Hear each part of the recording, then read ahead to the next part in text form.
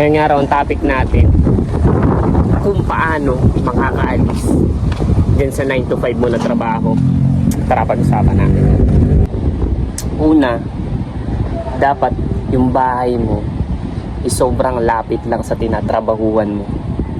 Yung tipong wala kang magagastos na pamasahe araw-araw. Yung tipong walking distance lang talaga siya, yung walang mababawas na sentimo sa pera mo para lang sa pamasahe. Yun, imaginein mo yung pamasahe mo 50 pesos a day.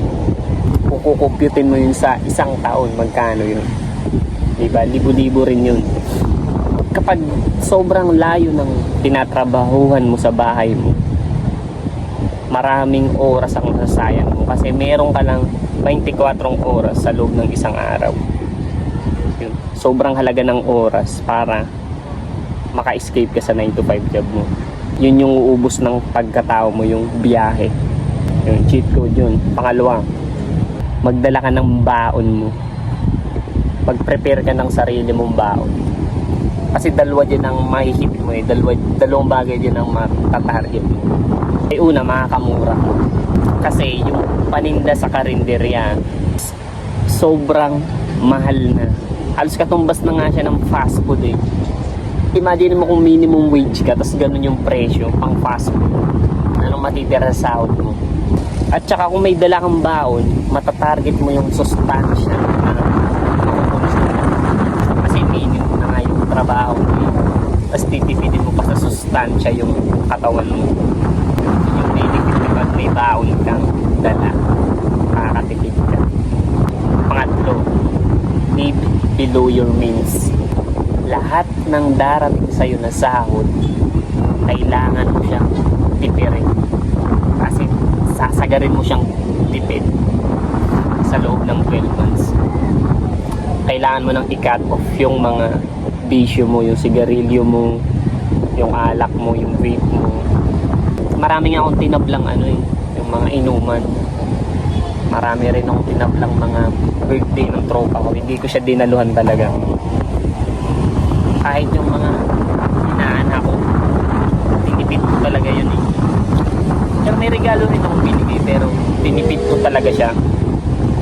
Kasi kailangan kong maka-escape sa rat race sa loob ng 12 months.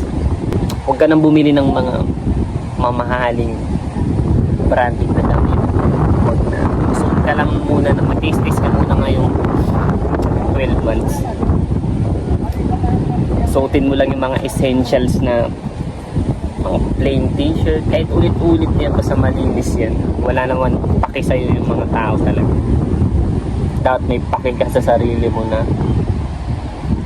para kang tupa sa trabaho mo. Dapat aware ka na makaalis ka na dyan sa madaling panahon. Hindi mo kailangan makipagsabayin sa mga tropa mo, katrabaho mo. Halimbawa, gusto mong bumili ng motor, pero sobrang lapit naman ang bahay mo. Anong sense nun? Dahil nainggit ka lang, dahil nagra-ride sila, dahil gusto mong umakot ng chips. And kumbaga yung sahod mo, gagawin mo siyang binhi.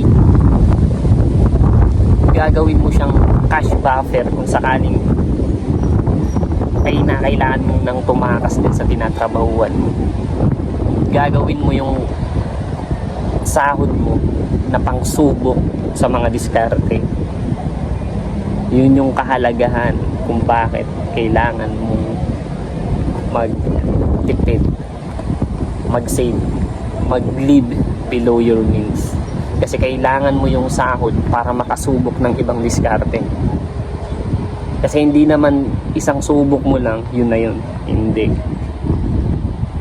Pangsubok mo talaga yun.